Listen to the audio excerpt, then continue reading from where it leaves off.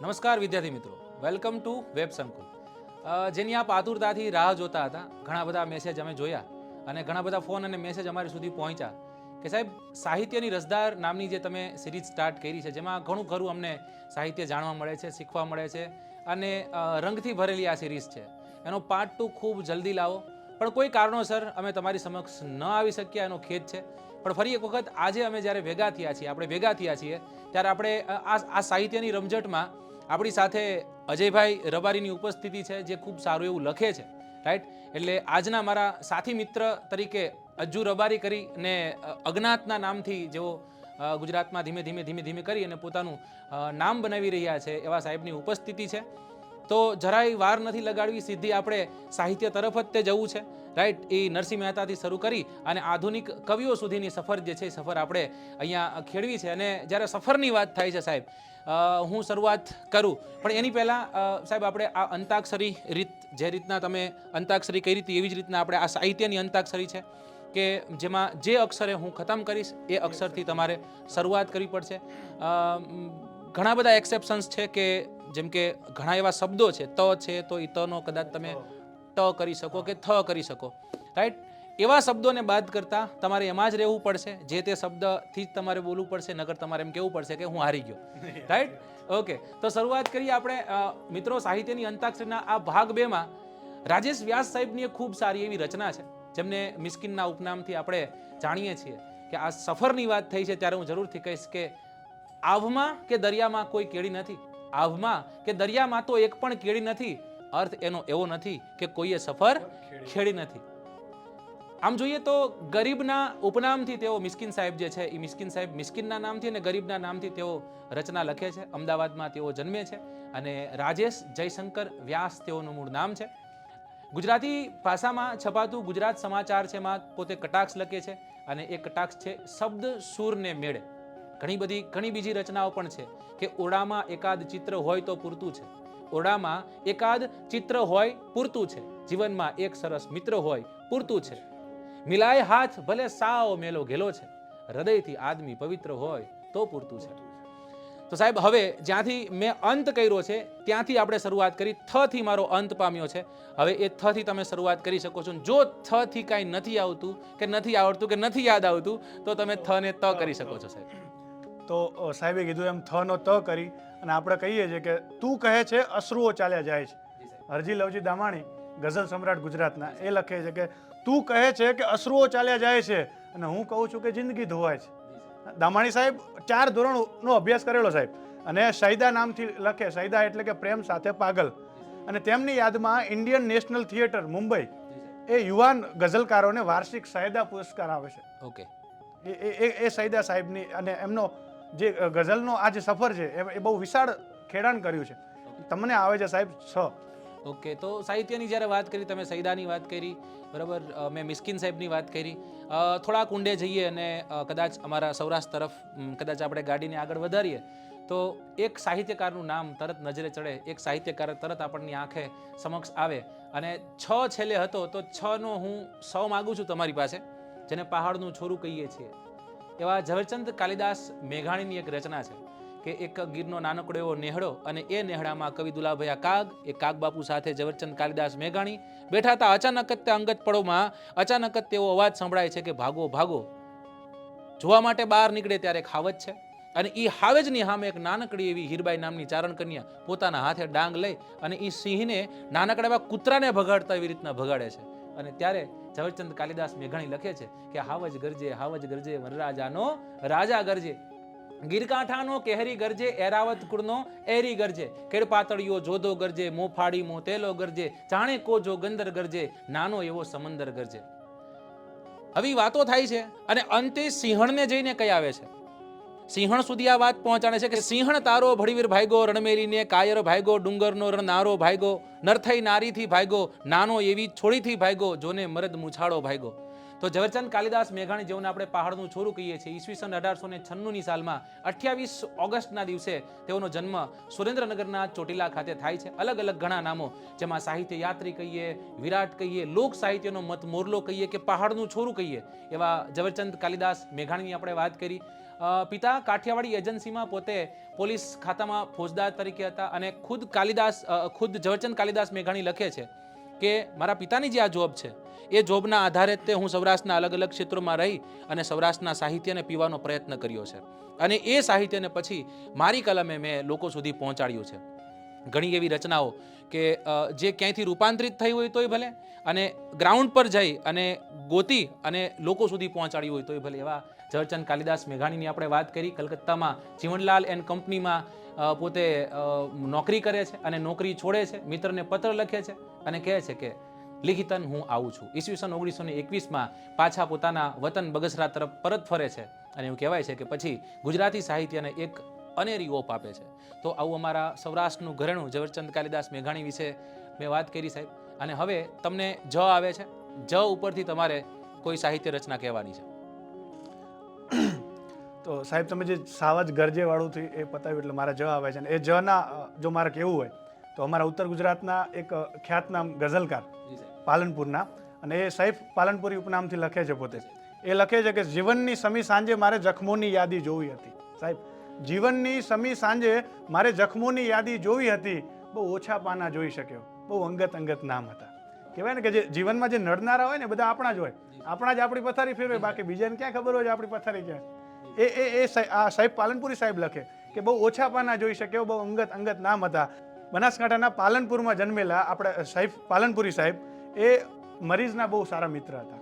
હાલે મુંબઈમાં તમે જાઓ ને તો મરીઝ સાહેબની અને સાહેબની કબર છે પાસે છે, જીવ્યાય જોડે અને મર્યાય પછી એ કબરો જોડે એમ. અને એ કહેવાય કે હરજી લવજી દામાણી પોતે સૈદાને પોતાના ગુરુ ગણાવતા અને પોતે સૈદા શિષ્ય તરીકે પામતા, કારણ કે પહેલાં પોતે ઉર્દુમાં લખતા હતા અને સૈદાના કહેવાના હિસાબે પોતે ગુજરાતીમાં ગઝલો લખવાનું શરૂ કર્યું. અને એમને જે સૈફ પાલનપુરી ઉપનામ આપ્યું એ શૂન્ય પાલનપુરી આપ્યું છે. જી સાહેબ. બહુ ઓછા પાના જોઈ શક્યો, બહુ અંગત નામ હતા, એટલે તમને આવે છે ત સાહેબ. ઓકે. તની પેલી જ્યારે તમે સૈદાની વાત કરી રહ્યા છો તો એમની જ તે હું એક બીજી રચના જે લોકો સુધી પહોંચી છે અને ખૂબ બધો પ્રેમ એને મળ્યો છે એવી ખૂબ સરસ એવી ગઝલ છે. એ ગઝલ હું આપ સમક્ષ મૂકીશ. છેલ્લી લાઈનથી આપણે શરૂઆત કરી કે એનો અંતરો જે છે છેલ્લો એ મને ખૂબ ગમે છે. કહે છે કે વર્ષો બાદ ફરીથી આજે એ જ ઝરૂખો જોયો છે, એ જ ઝરૂખો જોયો છે. ત્યાં સ્મિત નથી, ત્યાં ગીત નથી, ત્યાં પગરવ સાથે પ્રીત નથી, ત્યાં સ્વપ્નાઓના મહેલ નથી ને ઉર્મિઓના ગીત નથી. બહુ સૂનું લાગે છે, બહુ વસમું લાગે છે. એ નહોતી મારી પ્રેમિકા કે નહોતી મારી દુલ્હન, મેં તો એને માત્ર ઝરૂખે વાટની રખતી જોઈ હતી. કોણ હતી કે નામ હતું શું એ પણ હું ક્યાં જાણું છું.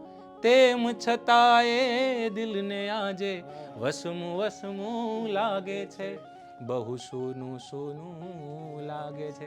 તો શાંત ઝરૂખે વાટની રખતી રૂપની રાણી જોઈ હતી, મેં એક શહેજાદી જોઈ હતી. ખૂબ સારી એવી રચના કે જે લોકો સુધી પહોંચી છે અને લોકોના હૃદયને સ્પર્શી ગઈ છે એવી એક રચના મેં તમારી સમક્ષ મૂકી. સાહેબ, હવે કોનો વારો? તમારો વારો છે? મારો છે, પણ આજે સાહેબની વાત આવી એટલે એમની બહુ એક જાણીતી રચના છે સાહેબ, એ હું તમને કહેવા માંગુ છું કે કોઈ સ્મિતે સળગે છે, કોઈ રડીને દિલ બહેલાવે છે, કોઈ ટીમ્પે તરસે છે, કોઈ જામ નવા છલકાવે છે.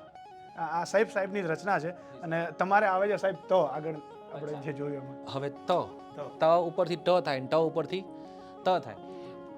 ઉત્તર ગુજરાત તરફ તમે નીકળ્યા છો તો ઉત્તર ગુજરાત તરફ અત્યારે આપણે જઈએ અને પાલનપુર એટલે અત્તરનું શહેર, સુવાસની નગરી જેને આપણે કહીએ, જે જગ્યા પર સિદ્ધરાજ જયસિંહ જેને સગરા જયસંગ કહીએ એનો જન્મ થયો છે કે અત્તરિયા અત્તરના સોદા ન કીજીએ, અત્તરિયા અત્તર તો એમ દીજીએ.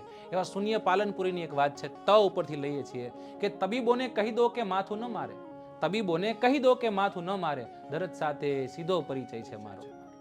હકીકતમાં હું એવો રોગી છું, હકીકતમાં હું એક એવો રોગી છું કે જેને બહુ સારી પેઠે દવા ઓળખે છે. પરિચય છે મંદિરોને દેવોને મારો, પરિચય છે મંદિરોમાં દેવોને મારો, ને મસ્જિદમાં ખુદા ઓળખે છે. નથી મારું વ્યક્તિત્વ છાનું કોઈથી, તમારા પ્રતાપે બધા ઓળખે છે. સાચી વાત છે સાહેબ. અત્યારે તો ગુજરાતમાં કોઈ એવો તૈયારી કરનારો સ્ટુડન્ટ હશે જે તમને ના ઓળખતો હોય. જી સાહેબ, એ વિદ્યાર્થીઓનો પ્રેમ છે એટલે જ કહું છું કે ભાઈ એમના થકી આપણે છીએ. આજે વેબ સંકુલ પણ છે, વિદ્યાર્થી થકી જ તે અમે ઉજળા છીએ. એટલે આ તમારો જે પ્રેમ છે એ પ્રેમ અવિરત વરસાવતા રહેજો.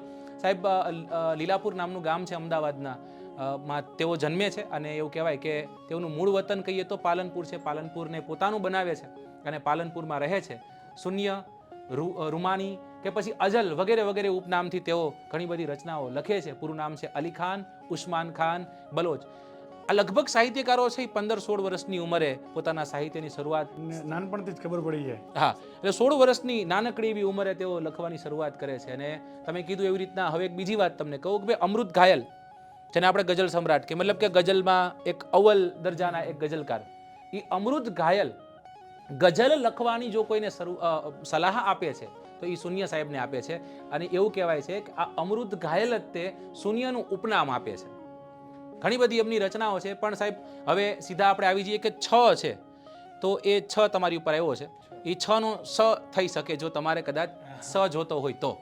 તો છ થી સાહેબ રાજેન્દ્ર શુક્લ સાહેબ લખે છે કે સાવ અમારી જાત અલગ છે અને કહેવી છે તે વાત અલગ છે, સુતેલાના સ્વપ્ન અલગ અને જાગે તેની રાત અલગ છે. તો તમારે સાહેબ આ છ નું ઘણું બધું આવે છે, તો તમારે પાછો સ જ આવે છે.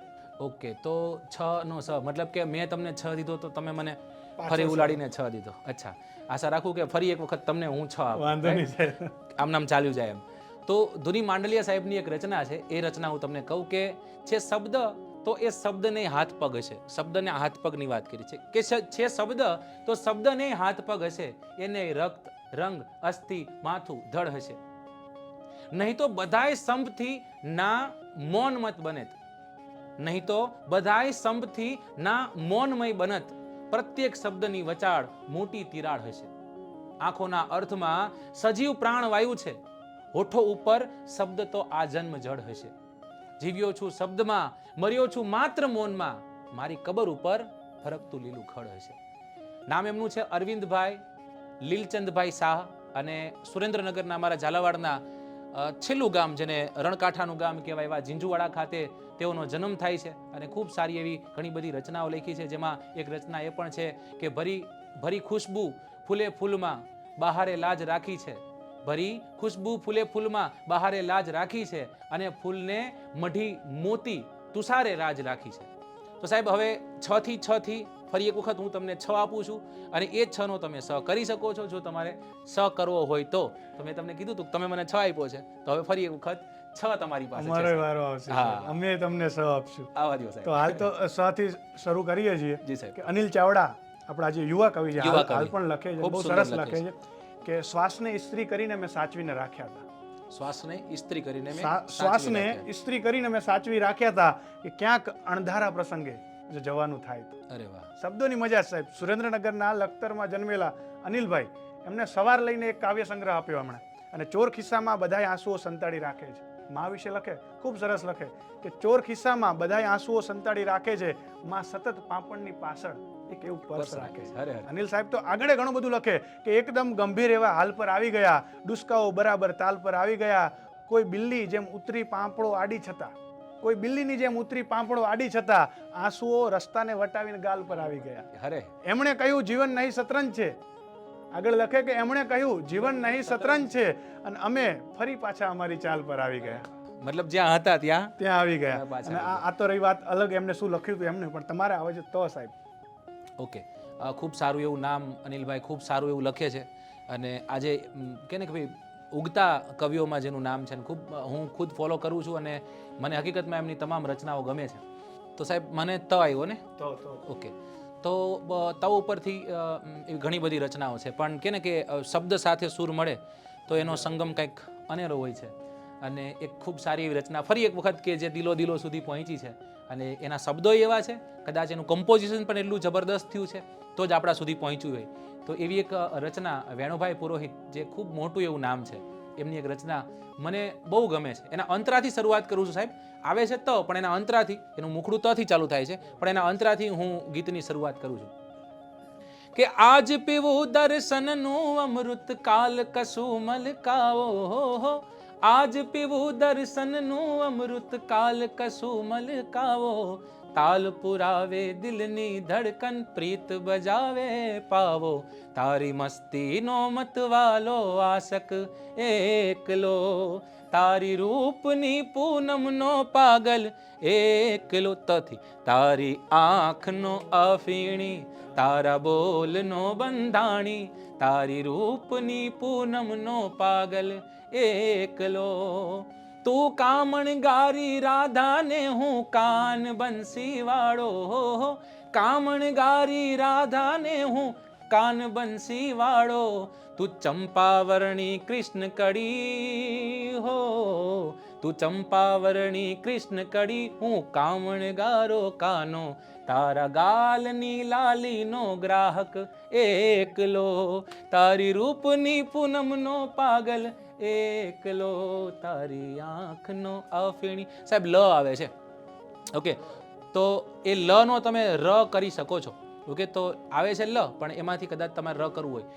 વેણુભાઈ પુરોહિત, જે બહુ મોટું એવું નામ છે, આમ જોઈએ તો ઉપનામ સંત ખુરશીદાસના નામથી તેઓ લખે છે. અને ફરી એક વખત અમારા સૌરાષ્ટ્ર તરફ જઈશ કે જામ ખંભાળિયામાં જેઓનો જન્મ થયો છે. ઘણી બધી સારી એવી રચનાઓ, આંખનો અભિન તો છે જ, સાથોસાથ બીજી ઘણી બધી રચનાઓ. સાહેબ તમને કોઈ રચના વેણુભાઈ પુરોહિતની યાદ હોય? આ સીધે સીધું તમારી ઉપર આવવા દઉં છું. વેણુભાઈ પુરોહિતની એક રચના છે, અંતાક્ષરીમાં નહીં ગણાય, હું એમને એમ કહું છું. Okay, done. આ તરફ એની મુરાદો, મુજ ઈરાદા ઓ તરફ. જી સાહેબ. કવિ લખે, વેણુભાઈ પુરોહિત લખે કે આ તરફ એની મુરાદો, મુજ ઈરાદાઓ ઓ તરફ, બેઉ બોજા ખેંચતા કાવડ બની ગઈ જિંદગી, અને હમસફરની આસમાં ખેડી સફર વેરાનમાં, ફક્ત શ્વાસો શ્વાસની અટકળ બની ગઈ જિંદગી. ફક્ત શ્વાસો શ્વાસની અટકળ બની ગઈ જિંદગી. ઓકે સરજી, તો હવે તમારો વારો છે. આ તો એક એવી રેન્ડમ વાત નાખી હતી તમારી ઉપર, તમે પણ ક્યારેક ટેસ્ટર લઈ અને ટેસ્ટ કરી શકો છો. તો આ તો એક મેં નાનકડી એવી ટેસ્ટ કર્યું હતું સાહેબને હકીકતમાં સાહિત્ય જે છે, સાહિત્ય પ્રત્યે કેટલો પ્રેમ છે, તો આ દેખાય એવું. હવે સાહેબ જ્યાં આપણે અટક્યા હતા ત્યાંથી ફરી એક વખત શરૂઆત કરશું. અને તમારા ઉપર ર આવે છે, ર ઉપરથી કોઈ રચના તમારે કહેવાની છે. ર ઉપરથી તો ગુજરાતી નહીં આવડે સાહેબ?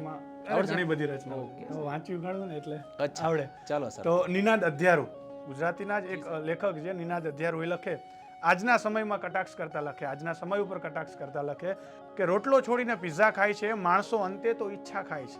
અને આખો દિવસ કામ કરતી ગૃહિણી રાત પડતા પગના ચીરા ખાય છે. દૂર બેસી એકલો રિસેસમાં છોકરો નાસ્તામાં કીટા ખાય છે. અને શહેર બિલ્લી પગ પધારી ગામડે. જે શહેરોનું ગામડા ઉપર અતિક્રમણ થાય છે એના માટે લખે કવિ કે શહેર બિલ્લી પગ પધારી ગામડે, રોજના 2-4 વીઘા ખાય છે, અને એક બાજુ જીવ પંખીનો બચાવ. અમુક નથી મોટી મોટી વાત કરતા, અમે જીવ દયા પ્રેમી નામ એના માટે લખે કે એક બાજુ જીવ પંખીનો બચાવ અને બીજી બાજુ તું ઈંડા ખાય છે. આગળ માણસ ઉપર કટાક્ષ કરતા, ઈર્ષા ઉપર કટાક્ષ કરતા લખે કે માણસો ખાઈ નથી શકતા નિનાદ જેટલી માણસને ઈર્ષા ખાય છે. અરે વાહ. તમારે સાહેબ 6 આવે છે. ઓકે, તો ફરી એક વખત તમે મને 6 દીધો છે, મતલબ કે 6 નો હું સ કરી શકું છું. આમ જોઈએ તો તમે મને 6 સિવાય કાંઈ નથી દીધું સાહેબ, રાઈટ? પણ હશે, ઇટ્સ ઓકે. 6 ઉપરથી કોઈ રચના હોય તો એ રચના હું તમારી સમક્ષ યાદ કરવી હવે અઘરી છે, કારણ કે ઘણી બધી 6 ઉપરની રચનાઓ છે. એ રચનાઓ લઈ લીધી 2021ની સાલ, અને એ 2021ની સાલ જ્યારે ઓલવાય એટલે ગુજરાતી સાહિત્ય છે, ગુજરાતી સાહિત્યનું એક બહુ મોટું એવું વિશાળ એવું નામ, ફરી એક વખત મારા સૌરાષ્ટ્ર તરફ જઈ ખોટું ન લગાડતા, એક એવું મોટું એવું નામ કે જેઓએ આપણી સમક્ષથી વિદાય લીધી. હકીકતમાં સાહિત્યને ન પૂરી શકાય એવી આ ખોટ છે. સૌરાષ્ટ્રમાં જ્યારે આવી ત્યારે કવિ દાદ અને કવિ કાગ, 2 અક્ષરના નામ બંને, પણ કામ બહુ મોટા એવા કવિ દાદ બાપુની એક રચના છે. ઘણી બધી દાદુદાન ગઢવીએ લખ્યું છે. એમને તે 2021માં પદ્મશ્રીથી સન્માનિત કરવામાં આવ્યા છે. તો દાદ બાપુની એક રચના છે કે શબ્દ એક શોધો ત્યાં સહિતા નીકળે, કૂવો એક ખોદો તે સરિતા નીકળે, જનક જેવો આવીને હજી હળ હાંકે તો હજી આ ધરતીમાંથી સીતા નીકળે. અને હજુય ધબકે છે ક્યાંક લક્ષ્મણની એ રેખા કે રાવણ જેવા ત્યાંથી બીતા બીતા નીકળે. સાવ અલગ જ તાસીર છે આ ભૂમિની સાહેબ કે મહાભારત વાઓને ગીતા નીકળે. સાહેબ દાદ બાપુની ઘણી એવી રચનાઓ છે કે જે હૃદય સ્પર્શી જાય છે. કૈલાસ કે નિવાસી નમું બાર બાર, હું કદાચ તમે ગીત સાંભળ્યું હશે, વારંવાર આપણે સાંભળ્યું હશે. એવી ઘણી બધી રચનાઓ છે. પણ મને રચનાઓ હવે તમે કહો છો કે કોઈ એક એવી રચના કે જે તમે એક્સ્ટ્રા કીધી હતી સાહેબ, તો હવે મને આજે દાદ બાપુ નીકળ્યા જ છે, તો એની એક રચના જે છે રચના હું તમારી સમક્ષ મૂકીશ. અને શેતલના કાંઠે નામનું જ્યાં સુધી મને ખ્યાલ છે ત્યાં સુધી એક ફિલ્મ છે, અને એ ફિલ્મમાં દીકરી અને બાપ જે છે એનો જે એનો સંવાદ દાદ બાપુએ દર્શાવવાનો પ્રયત્ન કર્યો. વિચાર કરો, કવિ દાદ બાપુએ પણ પિતા અને પુત્રીનો જે સંબંધ છે, સંબંધને વર્ણવી શક્યા નથી, છતાંય દાદે પોતાની કલમ હાંકી છે. એનો છેલ્લો અંતરો છે, એ છેલ્લા અંતરો લઈ અને હું તમને જ્યાં હતા ત્યાંથી આપણે શરૂઆત કરીશું. લોકોને ગમશે, લગભગ તમને પસંદ આવશે. કે લૂંટાણો મારો લાડ ખજાનો, કે દાદ કે હું જોતો રહ્યો,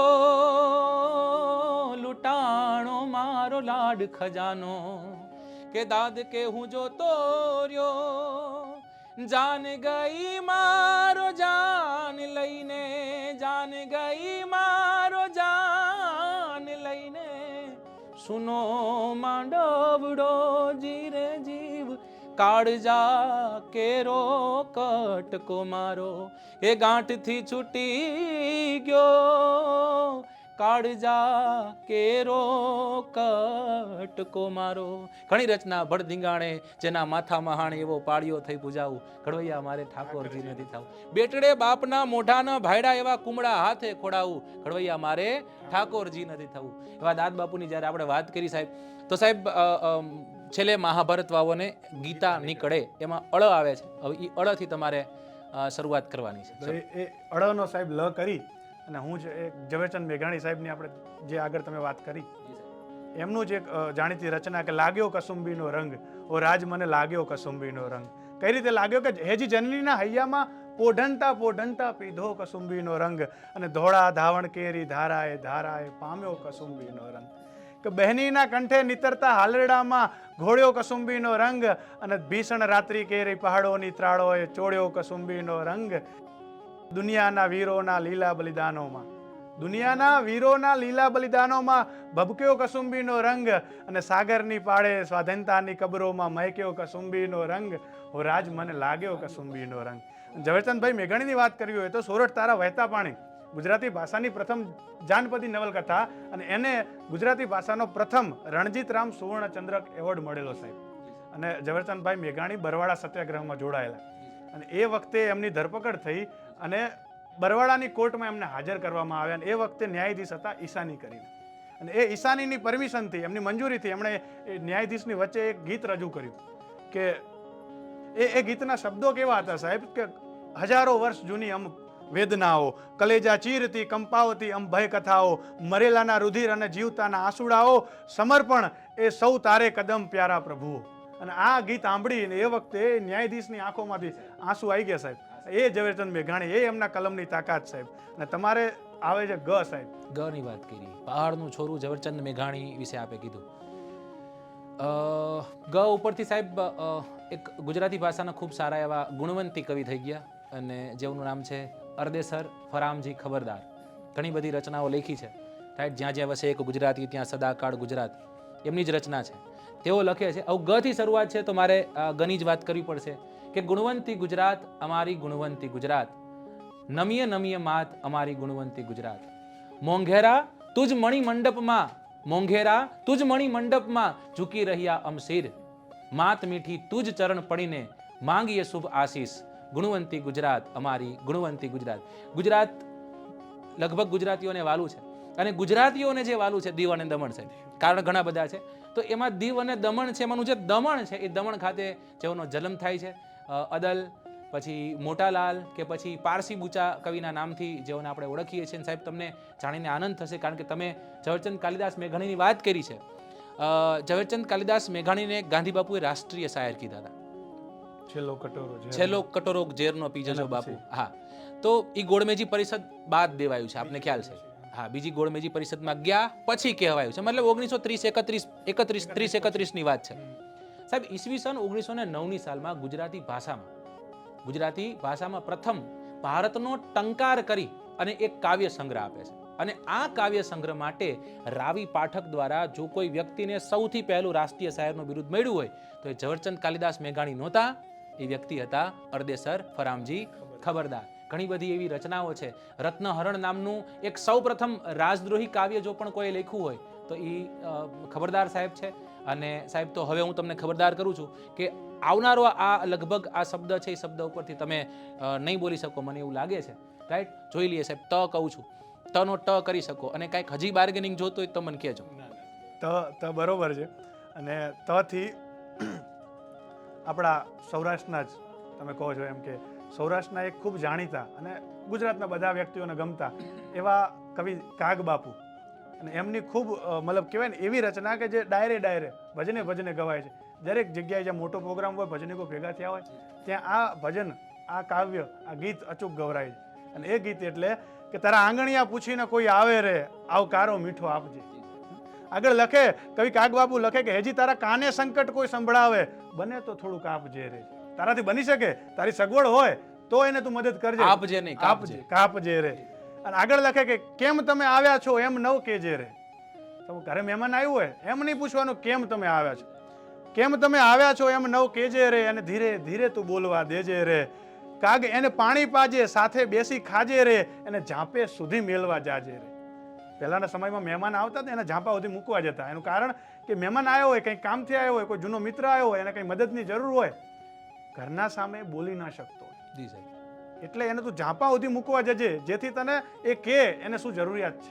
આના પરથી એક વાર્તા, એક નાનકડી ઝવેરચંદભાઈ મેઘાણીની. એક મિત્રના ઘરે એક મિત્ર આવ્યો. એ મિત્રને એ જઈને કહે છે કે મારે દીકરીના લગ્ન કરવા છે. પેલા મિત્રને કહ્યું, એને પત્નીને કહ્યું કે આપણા ઘરે જે બનતી સગવડ હોય એ આપ. એને પત્ની એક પોટલામાં ઘરના દાગીના ઘરેણા એ મિત્રને આપ્યા. એ મિત્ર લઈને ત્યાંથી રવાના થયા. અને પછી એ ભાઈ રડવા માંડ્યો, બહુ આમ અફાટ રડે છે. ત્યારે એની પત્ની પૂછે છે કે તમારા સગવડ ના હોય, તમારે ના આપવાનો હોય તો ના પાડી દેવી હતી, એમાં પાછળથી રડવાની શું જરૂર છે. તો એને થયું કે હું એટલા માટે નથી રડતો કે મેં મારા દાગીના ઘરેણાને બધું એને આપ્યું, પણ હું એટલા માટે રડ્યો છું કે મારા મિત્રને આ જરૂર પડીને એને મારા ઘર સુધી આવવું પડ્યું. એ કઈ રીતે આવ્યો છે, એના પગ કઈ રીતે ઉપડ્યા હશે, એ વાતનું મને દુઃખ છે. અને એટલે સાહેબ આ કવિ કાગબાપુ લખે કે તારા આંગણિયા પૂછીને કોઈ આવે, આવકારો મીઠો આપજે રે. એ કવિ કાગબાપુ. અને કવિ કાગબાપુનો ઇતિહાસ સાહેબ કહેવાય ને એમની પેઢીઓનો ઇતિહાસ બહુ અમર છે. પાટણમાં સોલંકીઓનું શાસન અને જુનાગઢમાં રાવોનું શાસન, અને પાટણના અને જુનાગઢના રાજાઓને આવી રીતે સાહેબ વેર. પાટણના સોલંકીઓ કવિ બીજલને મનાવે છે કે તમે ડિયાસનું માથું લઈ આવો. અને કવિ બીજલ જુનાગઢના દરબારમાં આવે સાહેબ ને એ દુહા ને છંદ ને એ લલકારે ને ડિયાસના મોજના તોરા મળે છૂટવાને. એ વખતે ડિયાસ કહે છે કે માંગો કવિરાજ માંગે આપું.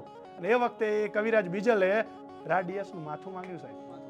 એક પણ પૂરક પ્રશ્ન કર્યા વગર ચાંદીનો થાળ મંગાવે, કમળ પૂજા કરે ને માથું કાપીને સાહેબ ચાંદીના થાળમાં ધરી દે એ ડિયાસ. અને પછી તો કવિ બીજલને ખૂબ અફસોસ થયો કે આ મારાથી શું થઈ ગયું.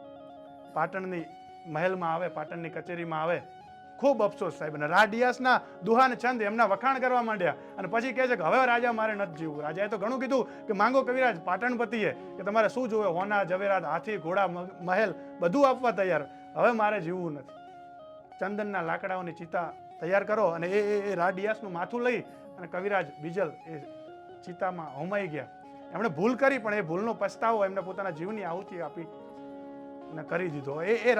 કવિ બીજલના 3 સંતાનો, એમાંથી નાના હતા કવિ શોર. અને એ કવિ શોરની 36મી પેઢીએ થયા ઝાલા કાગ, 37મી પેઢીએ થયા ભાયા કાગ, અને 38મી પેઢીએ થયા દુલા કાગ. આ દુલા કાગ સાહેબ. તો સાહિત્યનું અને તમારે સાહેબ આમાં તમારે આવે છે ર. તારા આંગણિયા પૂછીને કોઈ આવે મીઠો સાહેબ. હવે ર આવે છે, પણ થોડીક એવી મને છૂટ આપો. હવે કાગબાપુની તમે વાત કરી છે, વ્યક્તિ પાસે અલગ અલગ વસ્તુ હોઈ શકે. કોઈ પાસે કવિતા હોઈ શકે, સારું લખી શકે. કોઈ પાસે સારી કહાણી હોય, સારું બોલી શકે. કોઈ પાસે સારો કંઠ હોય જે ગાઈ શકે.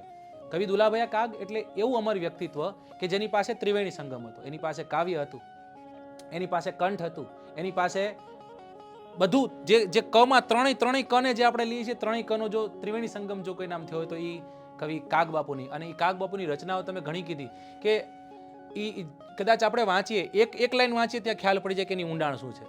એ ખૂબ સરસ એવી એક રચના છે. અને આદિત્ય ગઢવીભાઈએ ખૂબ સારી રીતના એને ગાય અને નિભાવ્યું છે. કે જી બોલ્યા મધરા તું ના મોર, કે બોલ્યા મધરા તું ના મોર, કે બપૈયા જે લીધા છે કઈ વર રાજાના વધામણા રે લોલ, કે બપૈયા જે લીધા છે કઈ વર રાજાના વધામણા રે લોલ, કે આભની અટાડી રે વર રાજાની પાઘડી રે લોલ, કે બોલ્યા બોલ્યા મધરા તું ના મોર. ઓકે સાહેબ, તો તમે મને કીધું તું આ તો કવિ કાગ જેવી રીતના કવિ દાદ નીકળે એવી રીતના કવિ કાગ પણ નીકળી ગયા. પણ હવે જે તમે મને કહો છો કે ઉપરથી મારે કાંઈ જો સાહિત્યની રચના મને ખ્યાલ હોય તો મારે કહેવાની છે, નહીંતર મારે એમ કહેવાનું છે કે ભાઈ હું હારી ગયો. સાહેબ, સાહિત્યની વાત કરો છો, સાહિત્યના પાયા તરફ જવું જોઈએ. જ્યારે જ્યારે સાહિત્યની વાત થાય ત્યારે નરસિંહને યાદ કરવો જ પડે. હા, હું કરું અજ્ઞાનતા શકટનો બહાર જાણે સ્વાન તાણે, કે જાગને જાદવા કૃષ્ણ ગોવાળિયા તુજબીન ભેડમાં કોણ જાશે. વાતો કરતા કરતા સાથે મીરાબાઈને લેવા જરૂરી છે. કૃષ્ણ ભક્તિ મગ્ન બંને આવા પાત્રો કે જે પાત્રોની શરૂઆત, સાહિત્યની શરૂઆત અહીંયાથી સાહેબ થતી હોય છે. એટલે તો સાહેબ કલાપીએ કીધું તો કે હતો નરસિંહ હતી મીરા, ખરા ઇલ્મી ખરા સુરારે. જી સાહેબ, જી સાહેબ. તો મેળતામાં જેઓનો જન્મ થયો છે અને બસ એક કૃષ્ણ મગ્ન બની જાય છે, કૃષ્ણમય બની જાય છે, એવા મીરા લખે છે, રામ રમકડું જડ્યું રે રાણાજી મને, રામ રમકડું જડ્યું રે, મોટા મોટા મુનિવર મથી મથી થાક્યા, કોઈ એક વિરલને હાથે ચડ્યું રે, રાણાજી મને રામ રમકડું જડ્યું રે. પછી તો ઘણી બધી રચનાઓ, પાયોરી મેને રામ રતન ધન પાયો, ઘણી બધી રચનાઓ મીરાની છે.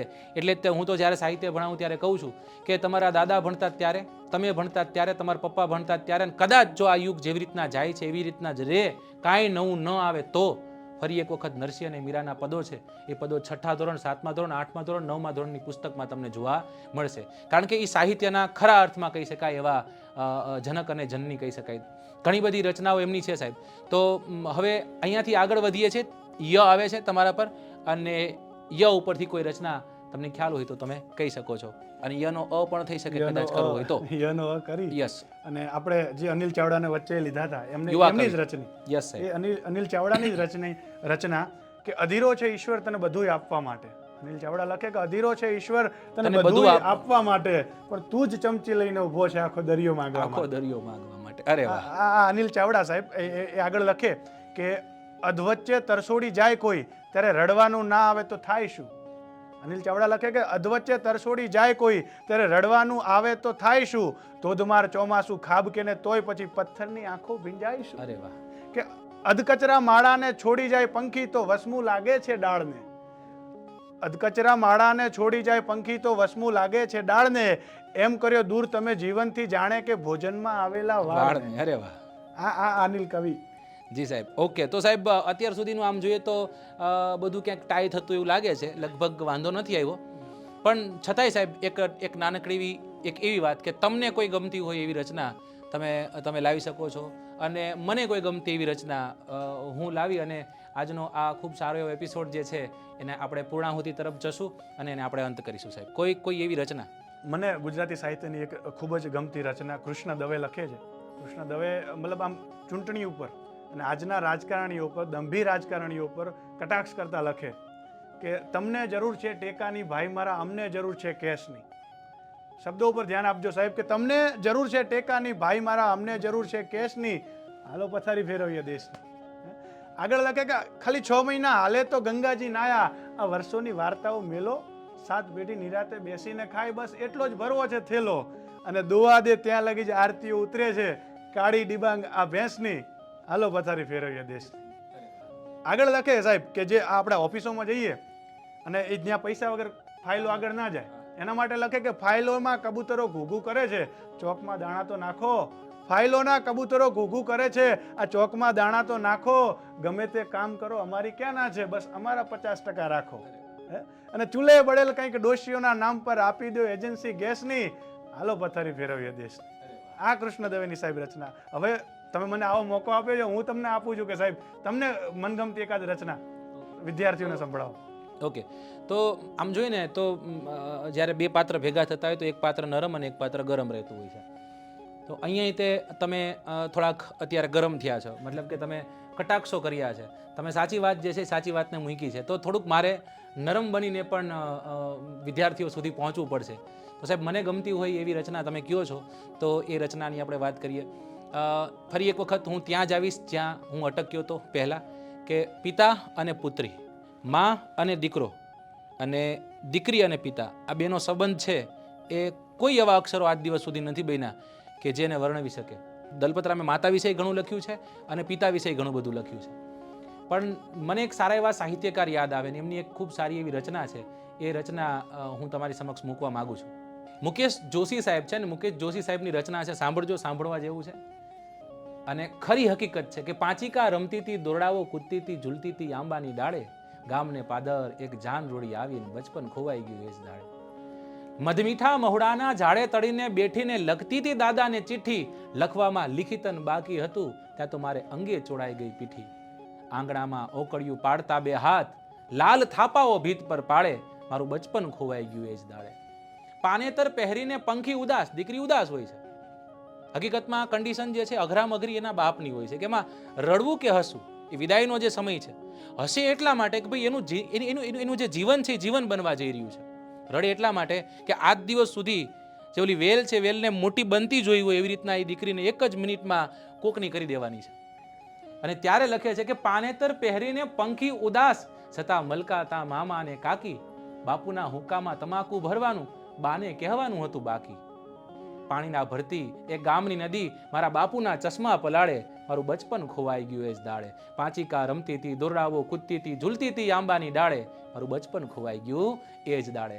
તો મિત્રો, થેન્ક યુ સો મચ. તમારો પ્રેમ પ્રતિસાદ મળતો જ રહે છે અને આશા રાખું છું કે આ વિડીયોમાં પણ તમને તમારો ખૂબ સારો એવો પ્રેમ પ્રતિસાદ આ સંસ્થાને મળશે, આ વિડીયોને મળશે.